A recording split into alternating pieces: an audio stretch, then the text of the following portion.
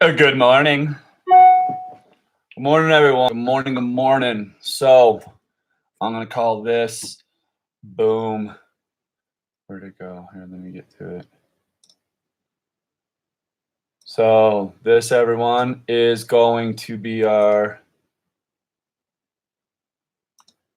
caffeine and creators morning here. So this is going to be pick your caffeine choice, jump on in. And I'm going to be working on the fun world of Majora's Mask through the gorgeous eyes of art. So I've been doing this kind of stuff for about, geez, I think I was mentioning yesterday. I was 6 when I became an artist. That's what I can always remember. Started with Garfield and Odie, and it hasn't stopped to this day. So in this series here, I'm going to be working on what I was doing. I've been on this series for the last, few weeks now. I'm gonna be finishing up Majora's Mask. So with that, let me get myself up I need a good image. I need my reference images of Majora's Mask. Let me get this. Whoa. What happened? Okay, hope I didn't lose everybody there. So I'm gonna get myself my reference material. I'm now going to be working on a lot of the detail stuff. I want to start getting ready to pull the trim out because in the Majora's Mask I am going to be working with, I'm going to start to work on this part of it now, which is the white trim. And then in most of it, there's going to be little neat things inside the yellow. Some of them have some neat stuff around the edges and whatnot. So I'm going to start popping that right now. And when I do that, I actually have a great brush for it. I'll show you what I use. Should have had this already, but I didn't even think I was going to do this brush, but then it dawned on me. I go out and get cheap Hobby Lobby brushes. These sets right here don't cost me anything. So go to a craft store, any craft store. That's just a local one that we have that I like the most. And then when I'm doing the lines, cheap brushes. You're going to beat them up when you're jamming them into things. Some people like their nice brushes. I use that for my canvases. Because really you just end up destroying brushes when you're trying to get them into places and you're trying to create an effect with it more than you are trying to create. So I take my nice square tip. I want it nice and clean and square. That's what I'm wanting. Because I'll just load this up with a semi-thin, thick amount of white, and then I just follow my path. I'm pretty good at just following a decently clean path. And that's about the width I want this. I've seen pictures of them smaller. I've seen pictures of them bigger. This is what I used on this one.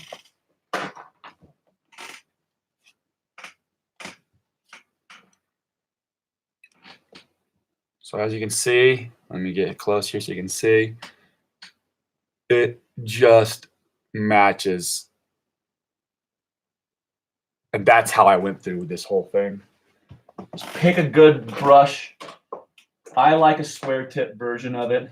You can imagine some people who do embroidering and not embroidering, but who do the words and stuff. They like those longer ones.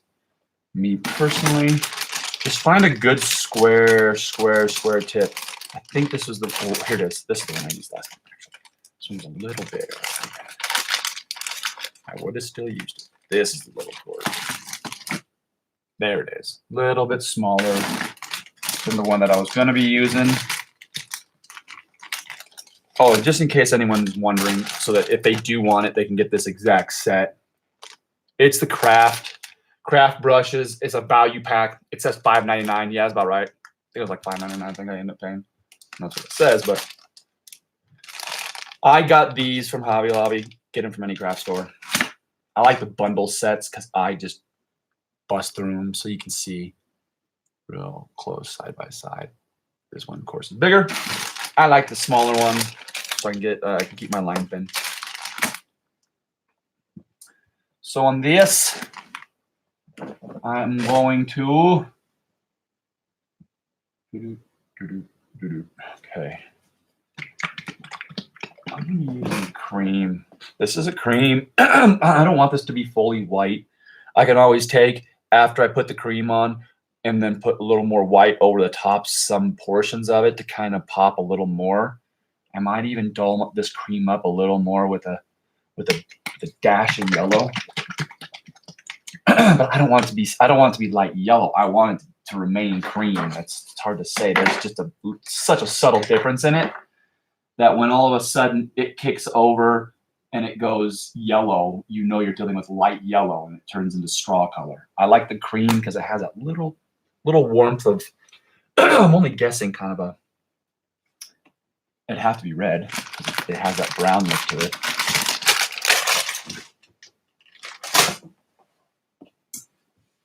Cool. So as I was saying before on this, I am going to be adding more and more to it. This one here is going to be a continual piece.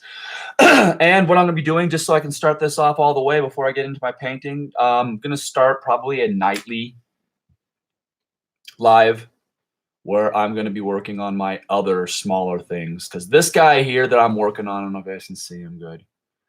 It's my eye mouth thing that I started. I knew it was going to be something like this when I started it, but you can see the mouth, you can see the eye in the middle, and then I went and it just started kind of feeling crabulacious. So I kind of put the little, I don't know if you can see the crab eyes on there, kind of going, and then I gave him little pincers, little claws on the back over here. And then I just was having so much fun, I turned the bottom portion octo. I'm going to be putting stuff up and through here. And then what I'm doing when I'm done, I'm going to take this, I'm going to, tip it back up, box it off, silicone, pull a mold, start tossing. I'm going to pull a bunch of these. And I'm going to individually paint every single one of them.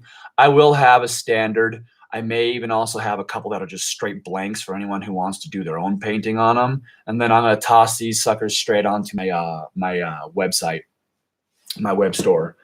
And if there's anything people want, join in on the conversation. You can have a piece of the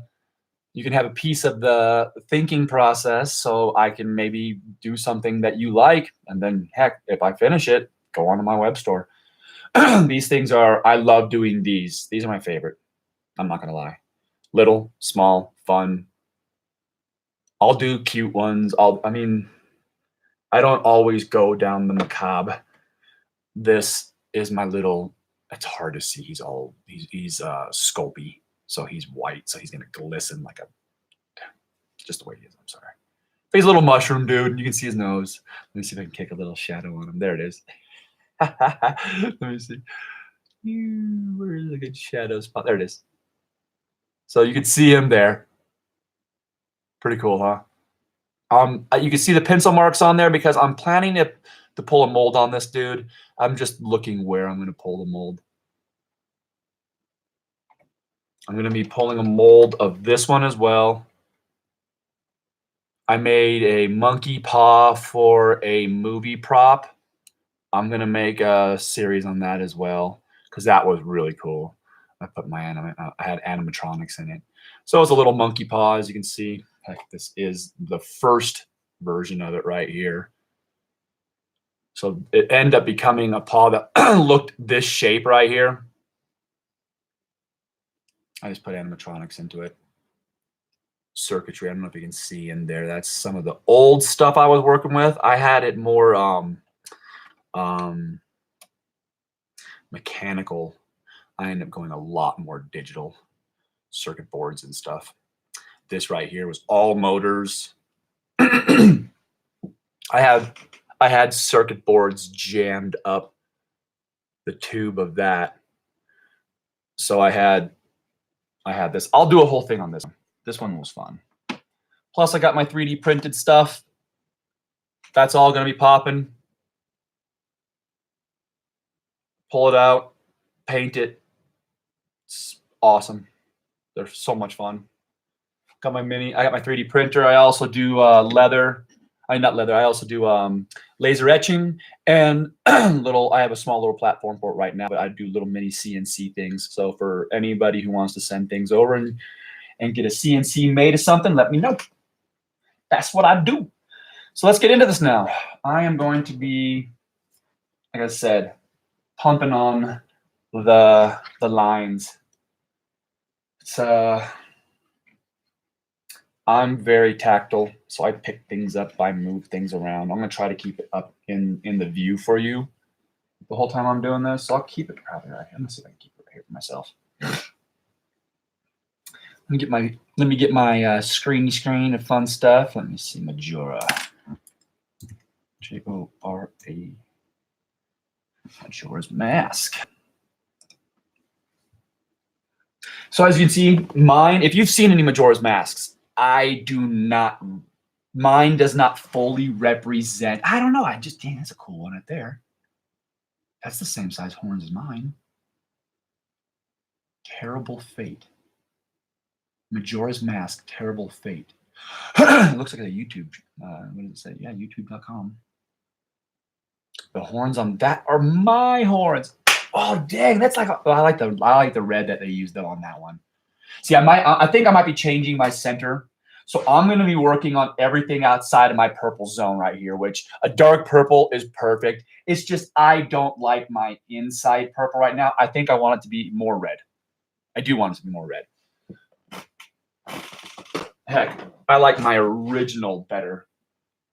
See that? I like this better than this. That's just too dark. Cool.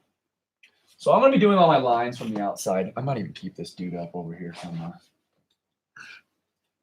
I don't know, my keyboard. Put this dude here. Okay. Come on, Majora. This applies to anything. Like I said, this is just me doing Majora's Mask. I wish I could have done more lives so you could have seen the entire process like this.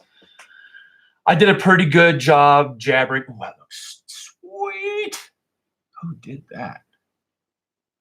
It's just an image right now. I'm almost positive it's a computer image too, but gorgeous work. Let me see where it's at.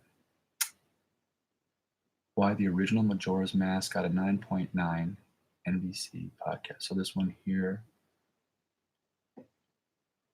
Okay. Let me view the image or view the page. So anybody, I want to make sure I can get you guys to it if you want to see this, because it's sweet. Okay, so I'm bringing up a YouTube video right now. I don't want to do that, but it's cool. Okay, so it's a YouTube it's a show.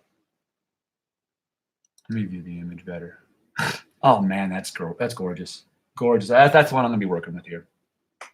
Let me see if I can even. Let me see if this works. I have my other computer right here. I want to see if you guys can see that this. There it is. See that?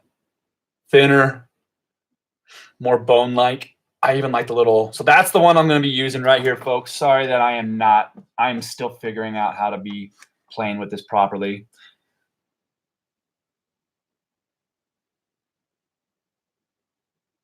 When I find out all this, I will start adding more and more stuff to the bottom of all of these things, and it may take a few days. I apologize. I'm mining through a whole bunch of stuff, and I got to go work. I got to go to work. So this is this right here.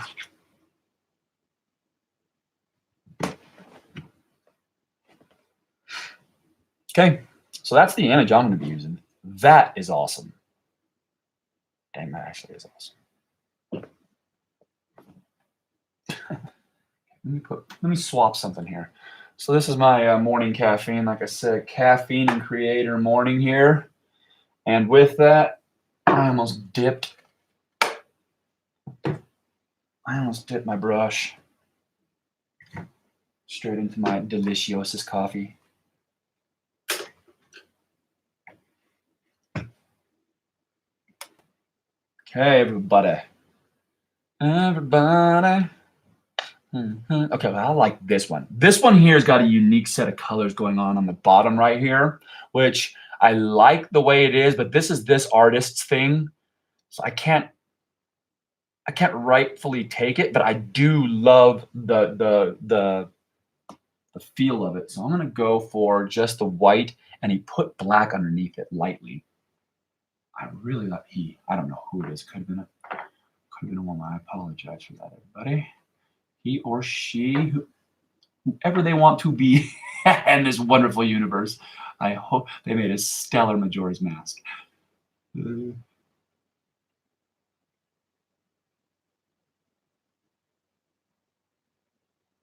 Okay. So I'm getting mine out. I always bring mine out to the side. It's hard to see because I'm using cream color. But I always mix in the bucket, and then I bring out my color right onto the outside edge thing right here.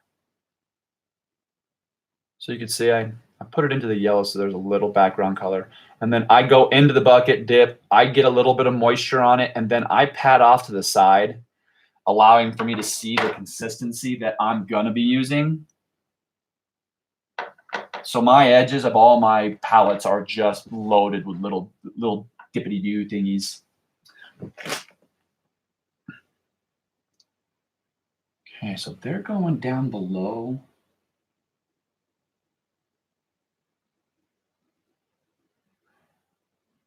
I like that. And it goes up to the, see, mine is a different shape to a degree, but I like the direction this person took.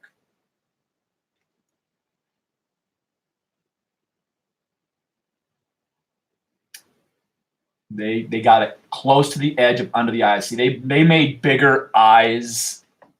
The whole setup is just larger in the eye section, which I'm not gonna lie, I really do like that. That looks so sweet. Kudos to the artist. Kudos to the artist.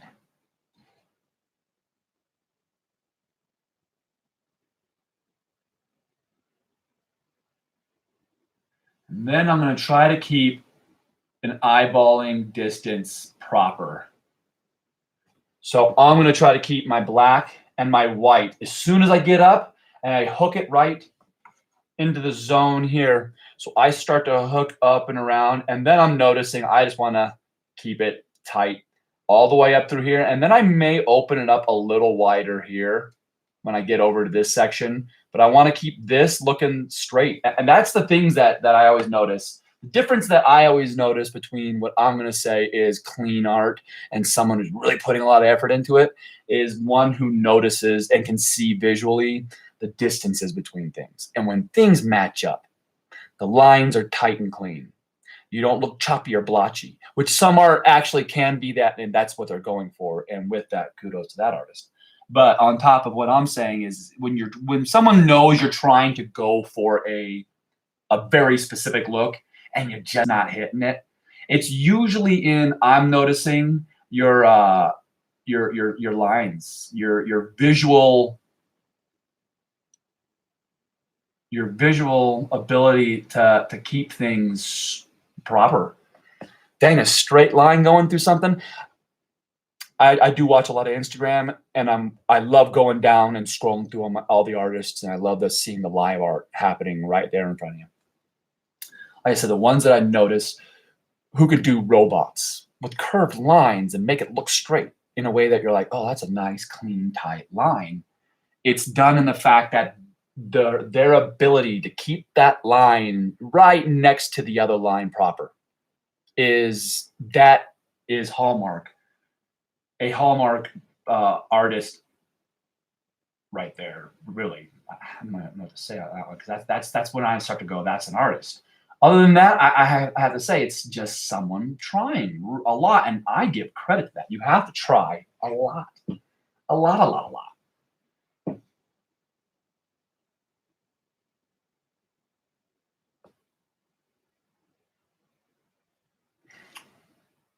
Now these lines aren't going to be perfect.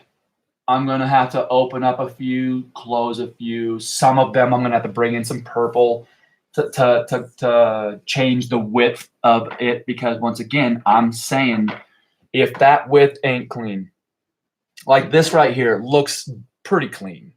Like I mean, anyone who sees it says it's pretty clean. You can see through here, the lining is, but that takes, you just gotta slow down. It's not about being fast. Some people can, but that just takes, that's muscle memory as far as I'm concerned. Good art, good. When you look at someone, you're like, holy gee, how do they do that? That's muscle memory. I've always been blessed to have a lot of good art friends. Two brothers that have always influenced me on art were my good friends, the Wootons. They are such cool people. One is a tattoo artist right now, but that's just one thing this dude does on top of the 50 other amazing art things he does. And his other brother, we used to sit around and this is what we did. We just would do art all the time. And watching some of them excel more and enjoying in that, and it allows, I thought it allowed for me to get better faster, because I knew I was when it comes to, if you want to go check it out, Taylor Wooten does tattoos right now. If you look him up on Instagram, you will blow your mind straight out of the back of your head. His art has always inspired most people, but he also is a guitarist, just an artist. The man is an artist. Check him out.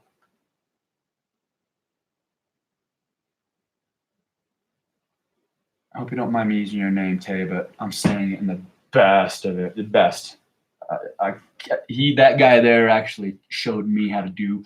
I used to watch him one-off hands, just straight pen to paper. Zoo, never took his freaking hand off, and when it was done, it was a perfect hand with all that. You have to have the deflex of the line in fingers to make fingers. Fingers are never straight; they're little sausage links.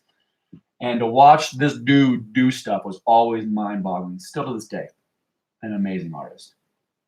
But with it, I went my own way. I've always kind of been more of a can't say sculpturist, but I love sculpture. I love bringing some of my stuff out to 3D form. So being able to bring out my art to 3D form was almost, I felt in my art, a necessity. I don't know why. I like to be tactile with my stuff. I like to be able to bring it to almost a maquette, and full on maquette. I mean, a lot of my stuff is just that. So some of the times I'll do some quick sketches, and I bring a lot of my characters out. So this was one I sculpted in a 3D program. And then now that I got myself a 3D printer recently, I've been able to pull a lot of my stuff out into 3D form. Standard 3D printed benchy. After I got my 3D printer, I was stoked, made a benchy. Then I was working on a movie project where I had to have an eyeball. An alien eyeball. So I 3D printed the eyeball. And it was interesting because it had I 3D printed out this section right here because it was just going to be easier. And then I just made a mold of this. So now that it's flexible, I just did this last part in silicone. And there's just a wire to keep it into whatever I was going to have it in. So yeah, this is I just had to be able to bring a lot of my stuff out into 3D form because I love being able to, like if I can't be able to, okay, so I go through phases, and I think you'll see this on my channel soon. Like I had to get myself going on something that I had a project in my mind I had to see, so I had to bring it out into all my forms. And this is a set of gears that I did because I'm working on a project. I can show you the next phase of that project soon, but a lot of the stuff I do, I just have to be able to bring out in the 3D form, and with it, that goes for my art as well. So that right there is whole other project. Hello? Who is it? Oh. Yeah, dude, I'm in the middle of doing something, brother. What's up, man? Right here, dude. Look over here, man. Right over here. We're going to be taking out some trees across the street. We're setting up a big crane right in the road there. We might be blocking your driveway. So in case you want to pull out, they're going to be here in an hour probably. So cool, brother. I'll do that. I'm actually going to be heading out soon. Okay, appreciate it. Thanks, brother. Yeah. So I'm actually right now currently, that was a tree service. So they're getting ready to chop down my neighbor's tree. I live in the mountains. We have pine trees everywhere. They're dying left and right. So not left and right. Yeah, left and right. Damn, I don't know what to say, man. Everyone who's lived up here for forever has said that the amount of pine trees that have died up here is insane. But there was a couple of beetles and bugs, and just, it's sad. A lot of pines. But what's coming up now, we got a lot of cedar popping up because of it. So yeah, that was the tree service who's going to be cutting down my neighbor's tree. So this, here's that side. Now I want to mimic the other side quickly, because if I don't do this proper, it's going to get ugly fast. I hate having to try to equal things proper when it's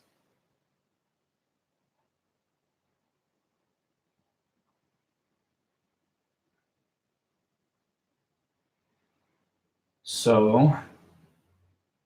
In doing this, I like to keep my hand very light, because this side is just, I'm just trying to duplicate. And when you're painting something for duplication, it's not the same as when you're just, so when you're painting something for duplication, it's not the same as like when you're taking it and you're, I mean, what I like about my 3D programs is, shoot, you just put, you go in there and you put the mirror image and one side mirrors the other, bada boom, so you don't even have to think about it.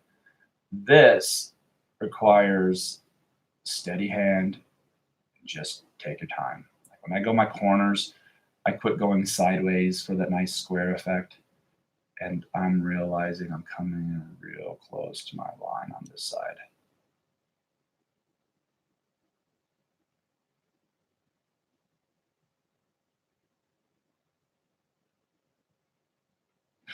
Yeah. So what's happening here is I'm just going real slow right now, trying to get that.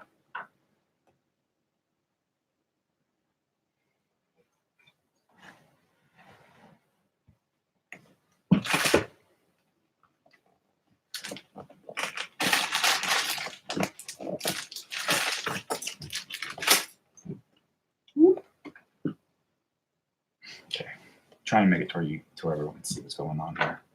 So like right here, my setup's gonna be getting better and better, folks. I apologize for it. I really do.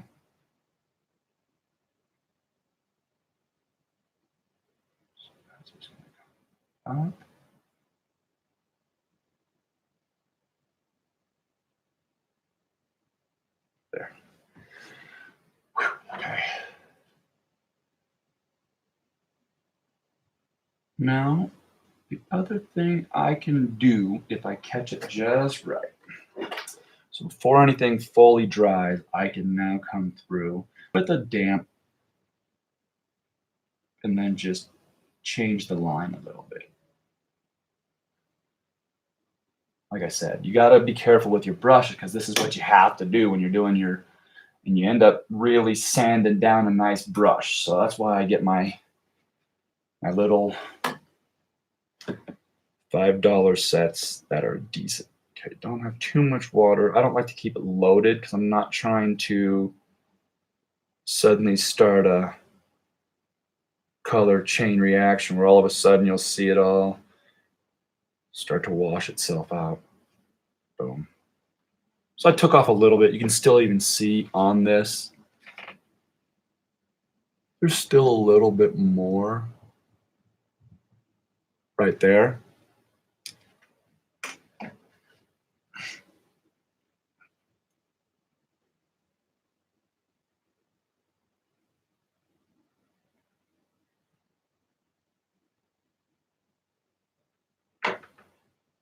And then I want this.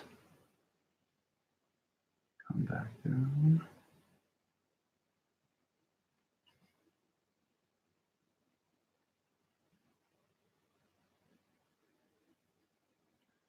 And then gotta match it up so that they both touch down on the same part of the horn.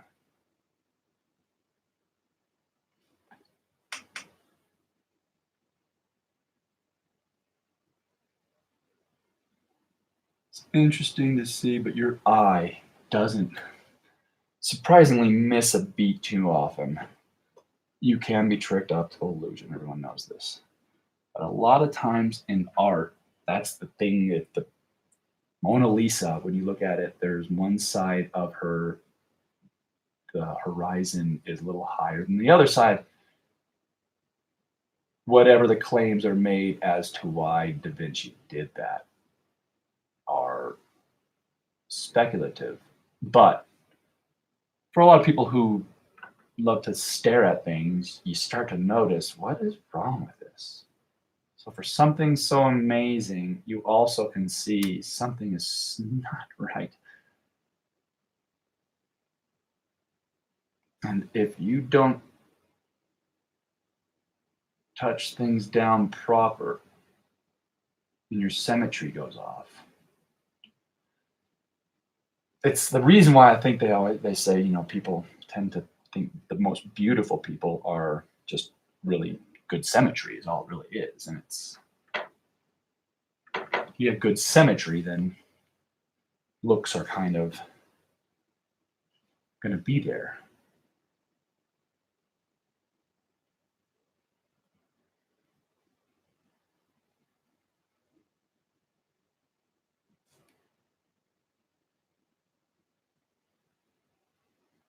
Cool. Okay, let's see how long. So everyone, I'm gonna try to keep these at about a half hour. As you can see, these things do take time. Of course, I'm jabbering and showing a lot of stuff off right now. That's just the way it's gonna be for the first few videos on this, till I get the grab of everybody and everything. So right now, as you see, I'm just starting in on the white lines on the face. Next thing, I'm probably gonna be popping them up like you can see on this one here. My other reference mask, the first one I made. The horn-free version. So with that, here we stand, here we stay. Anyone else want to add in, chime in? Nothing? Well, if that is the case, then I would love for you to like, subscribe, jump on the channel. My son's stuff's going to be coming out real soon. He's really excited. I've been making some fun entries in for his intros to videos. I am the one who's doing all the videography. I apologize if it's not the greatest in the world. I kind of like that, so too bad. And with that, yeah, like, subscribe, come join. I'm going to be using this image right here, so I'm going to be saving this page so I can come back to it. And now I am off. Peace, y'all. Have fun. Like, subscribe, notify. Check my Instagram out at Dan's Artland 1. Same with my Facebook page, Dan's Artland 1. Have fun. Live long and prosper. Bye, y'all.